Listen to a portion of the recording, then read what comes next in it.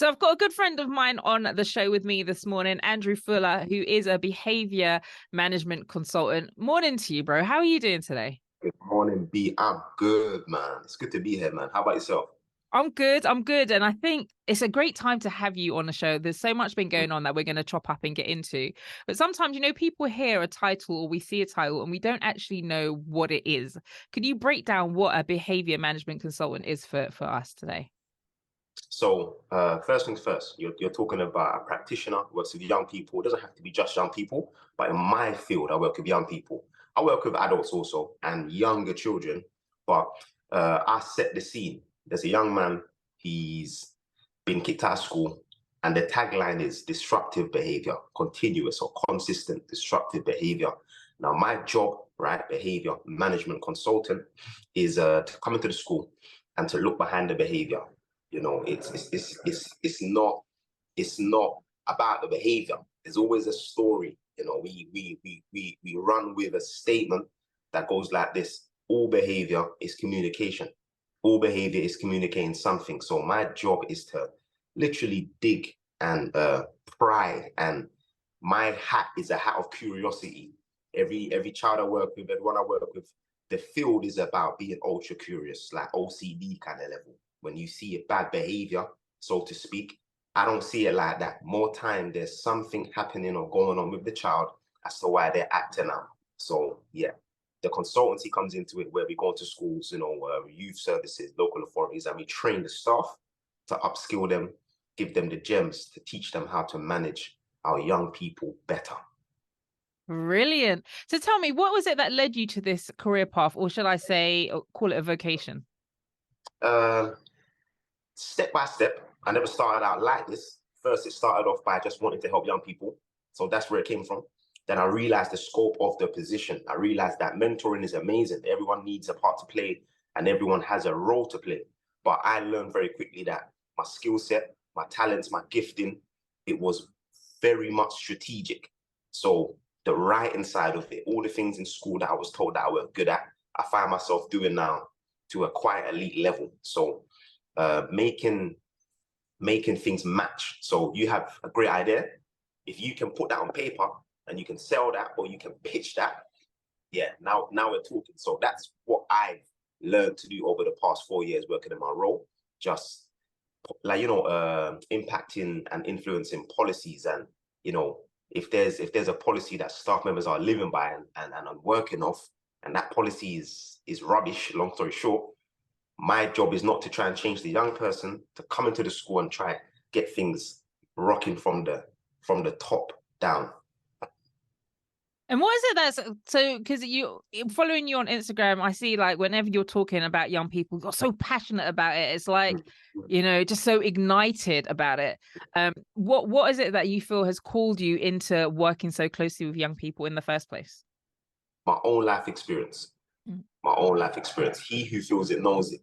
Like, I love the fact that there's people that cannot feel it and not know it and still study something for 4 years and not even have an inkling about that life. That's not bad. You know, the plight of another people is intriguing you. So you know what, man, they're going through hell over there. I wanna study it so I can help them. That's amazing. You'll be a great practitioner, great whatever you're doing. But for me, I was there. So I didn't just do this because I found out about the plight of these young bucks. The plight was mine at once upon a time. That plight was my plight. Mm. So that's where the passion comes from. That's where the vigor comes from. Yeah. And you talk a lot about trauma as well. And I think sometimes when we look at trauma, we think about it as, maybe someone who's seen something quite graphically horrible or someone Mhm. who's lost somebody. But trauma is not just limited to those kind of things, is it? Like what other things do you think you're seeing now, especially working with young people, which hasn't necessarily been that kind of trauma, but other types? So even going further than your question, Belinda, right? Trauma isn't what happens to you. It's what happens inside of you as a result of what happened to you. So I stay far away from narrative-based traumas, even though we have to touch them. So if there's a case that's a narrative, some things happened, but very quickly, you know, we well, let me not say quickly. We hurry slowly, so we take our time, but we know that the incident and the narrative is not where the pain is. The pain is happening inside the child. So we need to get to that place where we're helping the child understand that a traumatic experience has happened. It could be anything. It could be anything. An incident that shocks the system, that causes the child or the adult to rearrange how they usually functioned. But they don't know that that rearranging is happening. So their life changes. So a child now gets up later, or a child that sleeps in class, or a child is angrier. That child doesn't know why he's like that. So my job and our job as practitioners is to know the narrative, but to realize that the trauma is not the narrative. The trauma is what happens inside of us. The emotional system is being affected. You know, how cortisol affects the brain, how the top brain is where young people learn, but survival mode brings them to the bottom part of their brain where there's no chance of learning. So it's like behind the scenes. We appreciate the story, but it's the impact. That's the trauma, you know. Wow, we got Andrew Fuller giving us some gems here this morning. He is a behavior management consultant joining us on Premier Gospel. Andrew, thank you so much for this. Do you know what's really interesting? Speaking about the narrative, there's been a lot in the news recently about looting, both here and in the US. And you know, everyone's kind of got an opinion on what's happening. Why are they doing it? Some are blaming parents, some blaming the local councils, some blaming the government. What do you really think is going on here, and what can be done to change things? So number one, you put the blame game aside. If we can still be in that spiritual realm, because this is Premier Gospel. Exactly. Premier Gospel, right? So let me break it down. The enemy of souls, he's cunning. So the enemy is not going to try and waste energy or time or resources.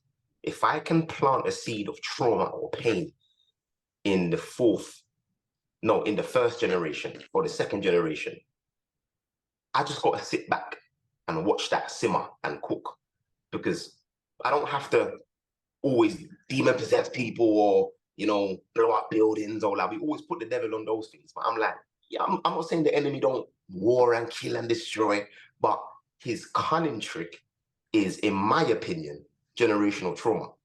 Because you are born, Belinda, and you are already walking with a burden that has nothing to do with you. Your gene pool, your epigenetics is carrying people's burdens before you. My point is this: the looting is a byproduct, right, of something that happened before or something that did not happen before. It's very simple. Young people that have no identity, when the looting WhatsApp came through to their phone, they had a choice to make. Young people with identity have a cost. They have a value. They have something in their mind called a moral compass that says, the man them are saying go looting for the, you know, for the clothes and the garments. But like, boy, I know who I am, and I know my price, and I know my value. That cost don't match up to who I am. Every young person wilding out, whatever it is, looting, stabbing, killing, whatever it is, when they make that decision, mark my words, they are not even in the top part of their brain to be rational and reason. Identity and count the cost and value, and that's not what you should be doing. That don't take place in bottom brain. Bottom brain is not really logical. Bottom brain is survival. Bottom brain is, man needs bread. Man's getting that by hook or by crook. Man think about the feds after. Man think about the feds later. Who cares if mum dies, or who cares if dad's gonna lose a son? Think about it, B. These killers are not bad, you know. They're just not thinking in the moment. But that happens in the top brain. Hence why, if we're doing an intervention or a mentoring session or a strategy on the looting scenario, there's no mention of looting, because it's not the looting that's the issue. The looting is the byproduct. So the looting happens naturally. We have to go and disrupt the system that's in place that causes these young people to do these wild behaviors. That's why I'm not mad at the youths then, because someone dropped the ball before they dropped the ball. End of story. Stabbing and killing and murdering, I don't care about that. Someone has dropped the ball before they drop the ball. If your child comes to school with matter in their eye and their teeth ain't brushed and the kids start teasing the kid, that ain't the kid's fault. Some mum or some dad did not pattern that child in the morning, so now the kid's getting cussed out because his teeth ain't brushed, and now the kid's getting blamed, and the teacher's looking at the kid thinking, look at this nasty kid. That's not fair. Mm-hmm. And that's what we do with Belinda, literally. So much happening this morning. Andrew Fuller joining us on the Gospel Breakfast Show. We've spoken about kind of what's led you to this career path or this vocation, what a behavior management consultant is. We've spoken about, you know, the recent things that have been reported in the news about the looting that's been going on both here and in the UK and in the US as well. Let's jump into one of your passions, which is really reaching people and really educating them and bringing them up to speed on things that's going on. You've got an event coming up shortly called Breaking Point, which is going to be tackling exactly that. Breaking Point, what is it? What can people expect? So Breaking Point is a creative storytelling experience for all people, but especially young people who are living life on the edge, who have entered that realm of edge living, life on edge. In other words, Belinda, there's a young person that's one step away from death. It's no joke. There's a young person right now in our scope, in our sphere, who's one step away from killing himself and killing herself. There's a kid right now one step away from stabbing another you or from getting stabbed. And we're just playing games. So I said, I'm going to put on this event to tackle the issue that I believe is being tackled, but not from that real place. We're practitioners, we're professionals, and we're going to break down trauma and its impact and break down how two older brothers, myself and my older brother, Stephen, how we turned our pain into power. We are going to tell our story like we've never told it before through a creative storytelling way. And this event, Belinda, right, is to draw awareness to the impact of silent trauma, the impact of, you know, growing up and you think you're okay, but you're not okay. And you would never have known that there's something going on if this event didn't happen. I can boldly say, Belinda, mark my words, there will be no event like this event. Not because of, oh, look at us, look at what we're doing. It's because of the facts. I know what's out there. I've seen what's out there. I've been to what's out there. And I know what level of real we've gone to. The level of real we're bringing this time is a full-blown transparency, full-blown vulnerability, all no holds bars. No holds bars. Literally, we're all out. But we're going to be very strategic. It's not going to be, wow, can you say that? We're presenting it in an intellectual way, in a real, you know, you can grab it with your hands. It's not too deep. We're making the deep things very simple. Right? It's going to be an amazing day. I can't stress. We've got local authorities coming out. We've got some police coming out. We've got young people coming out. We've got ex-gang members coming out. We've got parents coming out. We've got the community coming out. Right, it's gonna be a show blocker. It was gonna be on a carnival day, you know. I said, let me make it 27th. I said, and then I prayed on it. I said, God rebuked me and said, big man, don't try and go to war with carnival, man. Just humble yourself and chill out. Put it 1 week before, and yeah, it was meant to be the 27th, but I pushed it back to the 20th. So it's going to be happening on the 20th of August. Before you give the details for where it's going to be and how people can get tickets, one of the things that you spoke about was that it's going to be you and your brother sharing like your story. And it's going to be a place of transparency, right? Which oftentimes we talk about, especially for men, it's really hard for them to be open and to be transparent.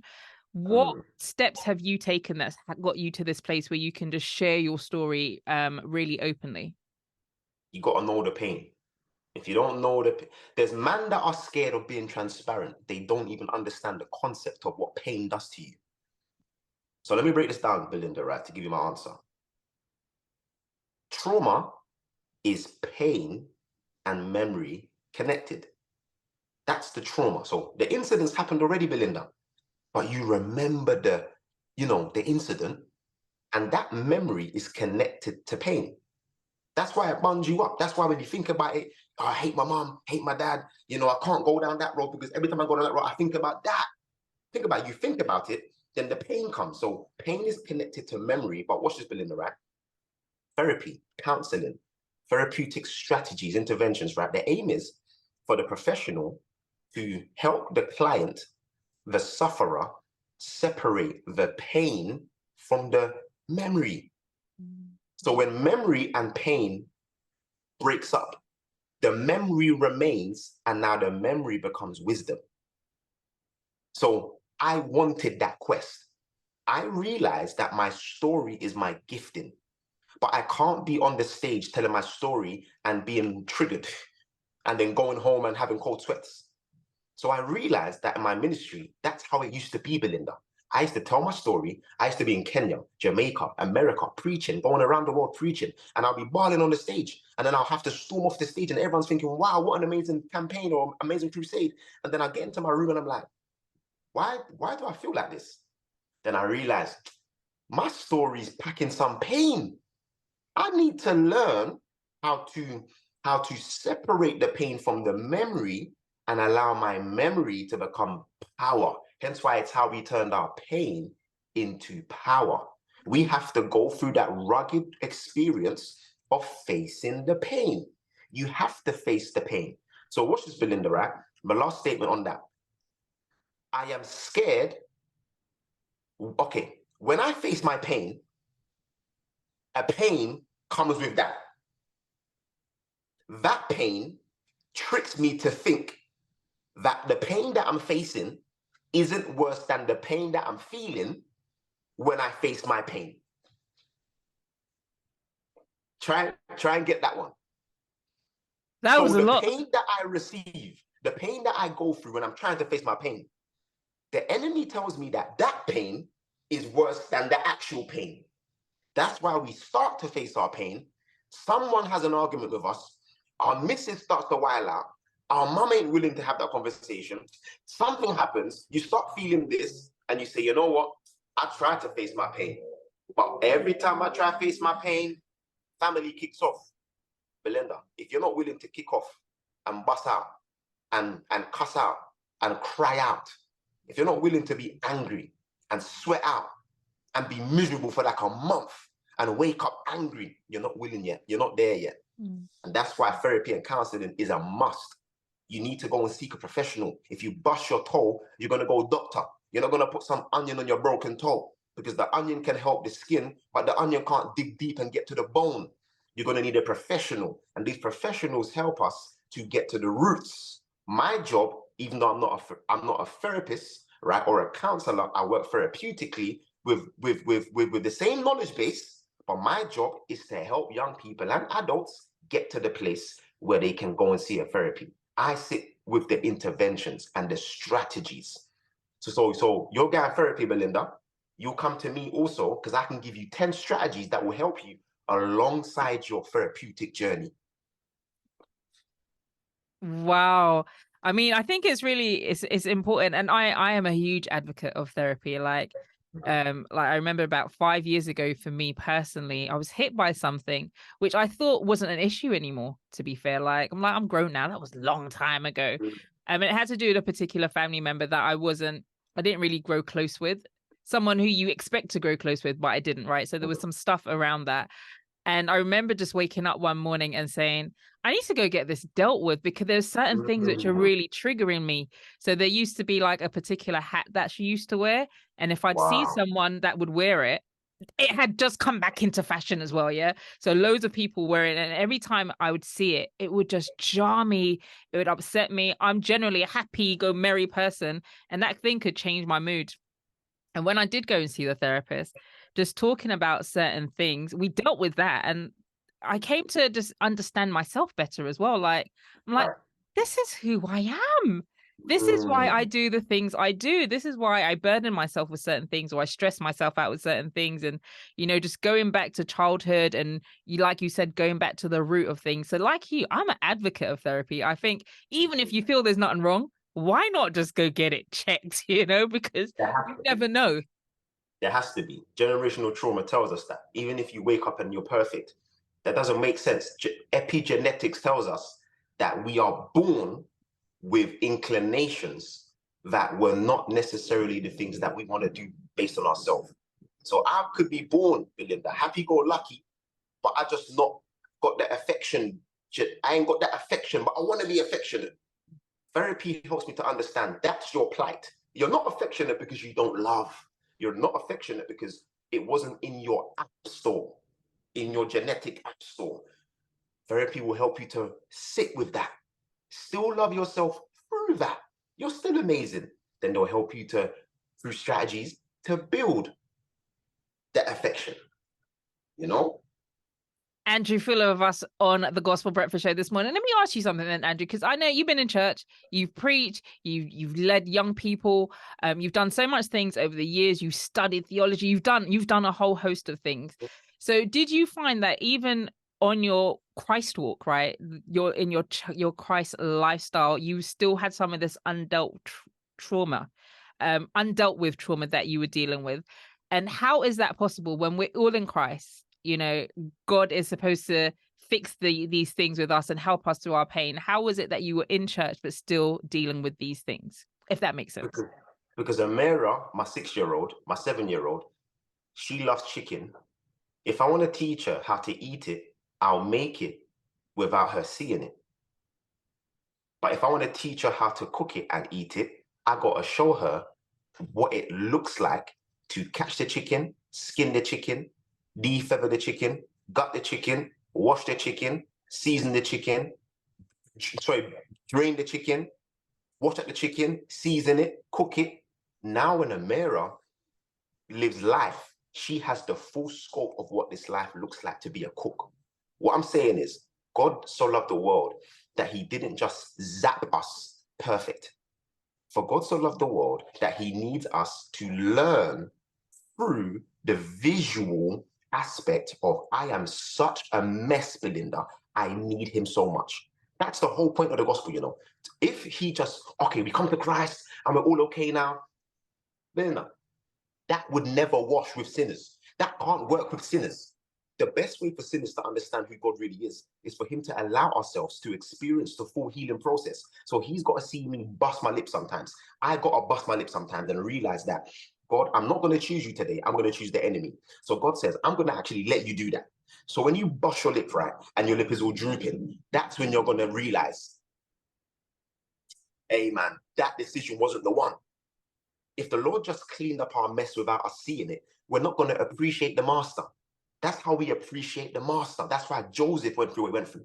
David, that's why these brothers, the Lord did not just say, I've saved you now, David. Let me just bypass all of your genetic, you know, your genetical mess. He said, I'm going to allow your trauma, you know, to mash you up, David, because I need you to be able to praise me, even though you're not necessarily full-blown ready, right? So you're not even there yet, but you love me so much. That's why God says, David, you see that man there? He's a man of my own heart, because the brother's not even good. The brother's just killing that man. And he's just coming in from murdering a brother, and he's on his knees praying. That's not presumption, you know, Belinda, you know. There's a difference of struggling with your sin and then cherishing your sin.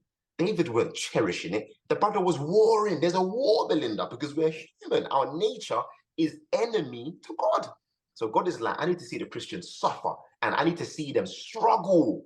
And when they can praise me regardless, that's when I can start taking things away, because I know that they don't want to do it anyway. But if I just make them perfect straight away, Belinda, how do you really know if you would still praise them if you weren't kicking your addiction? So you're not kicking your addiction for 3 years. Are you going to leave church now? Because you can't stop? Or because you can't do this? God says, you're human. You need to go through the war, the process. And that's what I believe, Belinda. That's why God allowed my pain to not just disappear when I first came to Christ. I'm still working on my pain. You know, even as you're just talking, as you just sharing there, Job came to mind in terms of, you know what I mean? He lost everything. He lost everything. Right. And there's many times I've read his story, I'm like, would I have bounced? Do you know what I mean? Would I have been the one to have cursed God and die, or would I have stayed faithful in that moment? So I definitely align with what you're saying in terms of that. And also, I also think sometimes, even in terms of ministry and being able to reach somebody, if we haven't gone through something, we haven't already gone through the process, how can we then share with somebody else, like, this is what it was like for me, but you can overcome because I have, do you know? Yes. That's it. Andrew, it's been brilliant having you this morning. Oh, it's Breaking been amazing. Point taking place the 20th of August. Where is it 20th of August. happening? It's in What the time? Advent Center. The Advent Center, right? Which is on, it's 39 Brendan Road. 39 Brendan Road. It's near Oxford Street, near Bond Street, Green Park, all of those stations, not far from Oxford Street, Edgware Road, right? Go on Eventbrite. For anyone that's interested, please be interested and go on Eventbrite. It's a free event. Yeah. The reason why I made this a free event, Belinda, right, is because I know, listen very carefully, there's people that can't pay for this service. Even if I was to put the real fee of what I would charge to do what I'm going to do on Sunday, it would blow the minds. But the Spirit of the Lord hit me and said, Fuller, there are families that can't even put £10 together. Give them the blessing and let them experience healing and freedom, right? It's 5 o'clock to 8:30 Sunday. Go on Eventbrite, type in Breaking Point, click on the link, get your free ticket, right? Come on the day. Even if you don't go on the Eventbrite, still come on the day. Even if you don't register, still come on the day. The aim is to have a packed auditorium, right? The numbers is near capacity. 350 people can hold in this building. The aim is to just give you guys a showcase of how two brothers turn their pain into power. Andrew Fuller, thank you so much for your time again, man. Have a blessed day.